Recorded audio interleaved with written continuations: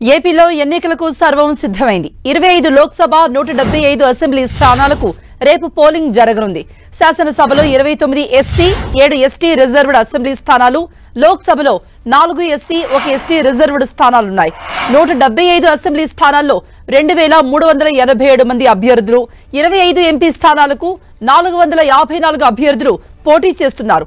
4,08,07,256 మంది ఓటర్లు తమ ఓటు హక్కును వినియోగించుకోబోతున్నారు. మొత్తం 46,165 పోలింగ్ స్టేషన్లు ఏర్పాటయ్యాయి.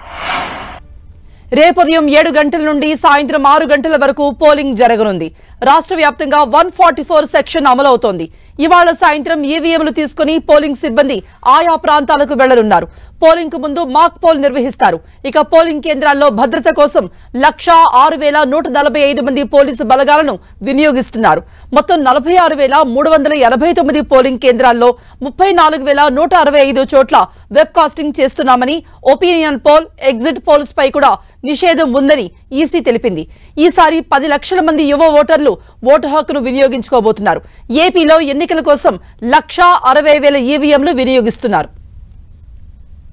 సమస్యాత్మక ప్రాంతాల్లో 6 గంటల కంటే ముందే పోలింగ్ ముగియనుంది. అరకు, పాడేరు, రంపచోడవరం నియోజకవర్గాల్లో సాయంత్రం 4 గంటల వరకు, పాలకొండ, కురుపాం, సాలూరు నియోజకవర్గాల్లో సాయంత్రం 5 గంటల వరకు పోలింగ్ జరగనుంది.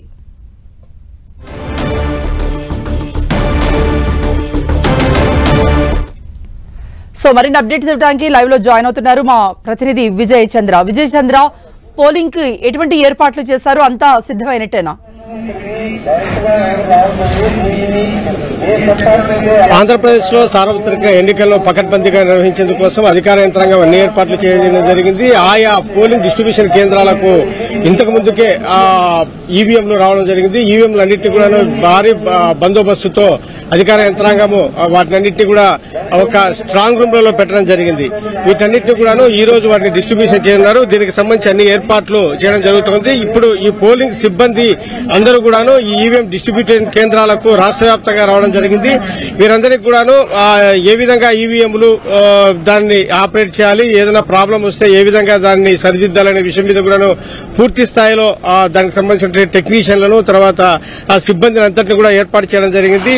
అధికార యంత్రాంగం పూర్తి స్థాయిలో దీనికి సంబంధించినటువంటి టెక్నికల్ గా ఏదైనా ప్రాబ్లం వచ్చినా, లేక ఎవరైనా ఈవీఎంలను ధ్వంసం చేసినా వెంటనే ఆల్టర్నేట్ చూసేందుకోసము, తర్వాత దానికి సంబంధించినటువంటి రికార్డింగ్ మెమరీస్ ఏవైతే ఉన్నాయో అవి ఎటువంటి పరిస్థితులలో మిస్ కాకుండా ఉండేందుకోసం అన్ని ఏర్పాట్లు చేయడం జరిగింది. ఒకవేళ ఎక్కడైనా కూడా ఇటువంటి పరిస్థితి నెలకొంటే గనక వెంటనే ఆల్టర్నేట్ గా మరికొన్ని ఈవీఎంలను ఏర్పాటు చేసి అక్కడ ఆ పోలింగ్ సక్రమంగా జరిగేందుకోసం అని చెప్పేసి అధికార యంత్రాంగంలో అదనపు ఈవీఎంలను కూడా ఏర్పాటు చేయడం జరిగింది. ఆంధ్రప్రదేశ్ లో చూస్తే గనక రేపు ఉదయం 7 గంటల నుంచి ఈ పోలింగ్ ప్రక్రియ ప్రారంభం కానుంది. సాయంత్రం 6 గంటలకు ఉంటుంది. సమస్యాత్మక ఏవైతే గనక మావోయిస్టు ప్రభావిత ప్రాంతాలు ఉంటాయో వారికి మటుకు అంటే అరకు, పాడేరు, రంపచోడవరం నియోజకవర్గాల్లో సాయంత్రం 4 గంటల వరకు, అలాగే పాలకొండ, కురుప్పం, సాలూరు నియోజకవర్గాల్లో సాయంత్రం 5 గంటల వరకు ఉంటుంది. రాష్ట్ర వ్యాప్తంగా 4,14,887 మంది ఓటర్లు తమ ఓటు హక్కును వినియోగించుకున్నారు. దీనికి సంబంధించినటువంటి అన్ని ఏర్పాట్లను అధికార యంత్రాంగము ఏర్పాటు చేయడం జరిగింది.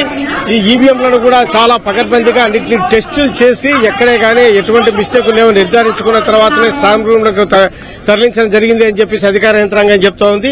ఎక్కడే కానీ సంఘ విద్రోహ శక్తులు లేకుంటే గనక ఈ పార్టీలకు సంబంధించినటువంటి వాళ్ళు బూత్ క్యాప్చరింగ్ చేయడం అయితేనేమి, తర్వాత ఎటువంటి దౌర్జన్యాలకు పాల్పడడం కానీ చేయకుండా పూర్తి స్థాయిలో పోలీసు బందోబస్తులను కూడా ఏర్పాటు చేయడం జరిగింది. అదనపు కంపెనీలను కూడా కర్ణాటక నుంచి ఇతర ప్రాంతాల నుంచి కూడా తీసుకురావడం జరిగింది. ఎక్కడ ఎటువంటి అక్రమాలు జరిగినా కూడా కఠిన చర్యలు తీసుకుంటామని చెప్పేసి అధికార యంత్రాంగం స్పష్టం చేస్తా ఉంది.